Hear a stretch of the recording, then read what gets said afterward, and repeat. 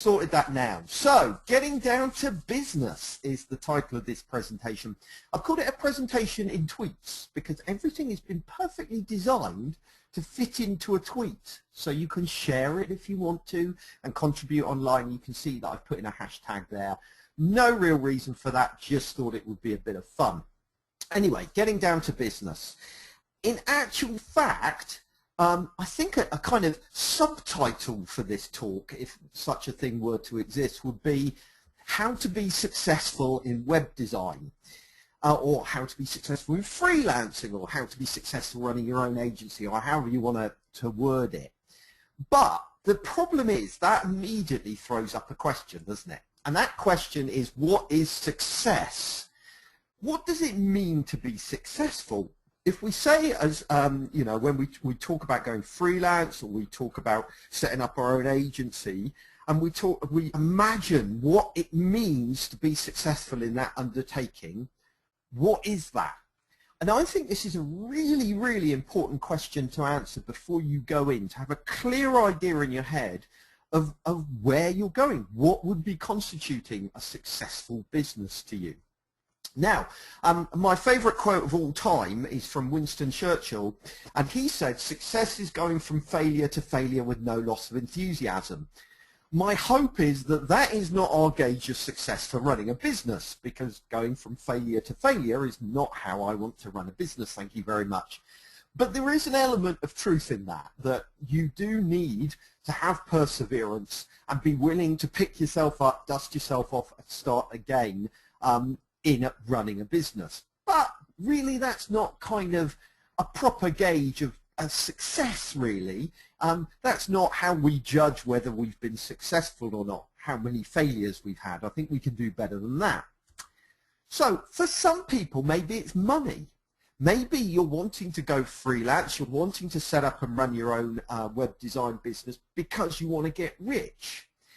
But I'm not sure that many of us are really in that situation. It was Thomas Wolfe who said, "You have reached the pinnacle of success as soon as you become uninterested in money." And I think that's brilliant, that really it's true, that money should not be our ultimate driving factor in running our own business. Yes, we need the money to be there, but it should become uninteresting. It shouldn't be what drives us in our businesses. So I'm not convinced that money is our primary motivation. Sam Rosenthal also said, "Money doesn't bring happiness and creativity. Your creativity and happiness brings money." And I like that way of looking at things, that as we do business, as we run our freelance business or our web design business, as we're creative, as we're enjoying our business, then that bubbles up and pays for us eventually. That it's the joy of working that is most important, and money comes out of that. So if it's not money, if money isn't our primary motivation for going freelance or setting up our own business, then what is? Why do we do this? What is our measure of success? Well, perhaps our measure of success might be a better lifestyle. Hank Kimball famously said that we should work to live and not live to work. And I think this is such a good sentiment to live by. That perhaps you've chosen to go freelance because you want to work to live. You want to work in order to live the lifestyle you want to do the things you want to do, to be the person you want to be, rather than just living every day to get up, drive in the car to an office, sit there from 9 to 5, do work, come home, go to sleep, get up, and go through this endless cycle. So I think I have to say that from all of the freelancers and all of the entrepreneurs and business owners that I know personally, this is their mantra.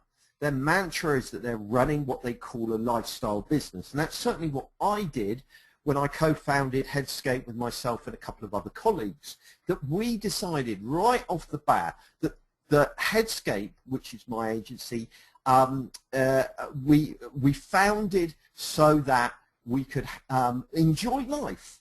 The business was there to facilitate our lifestyle rather than for us to be feeding this monster the whole time. Some people take the approach that they're going to set up a business, they're going to work their guts off, then sell it and sit on a beach.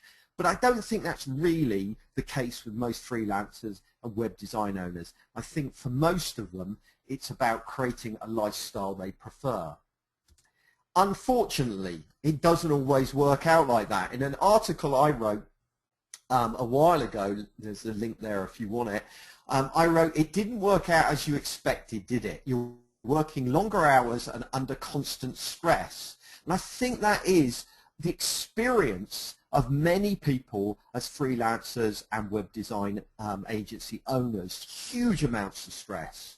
Much more stress than we were ever experiencing working for someone else. We are a far harder taskmaster than our boss was when we were employed. And we've also got this added responsibility as well, that as business owners, the responsibility for the business rests on us. We are always one bad decision away from disaster, which I both love and hate that sentiment. But that's the way it is, isn't it? And that is what piles on the stress to us.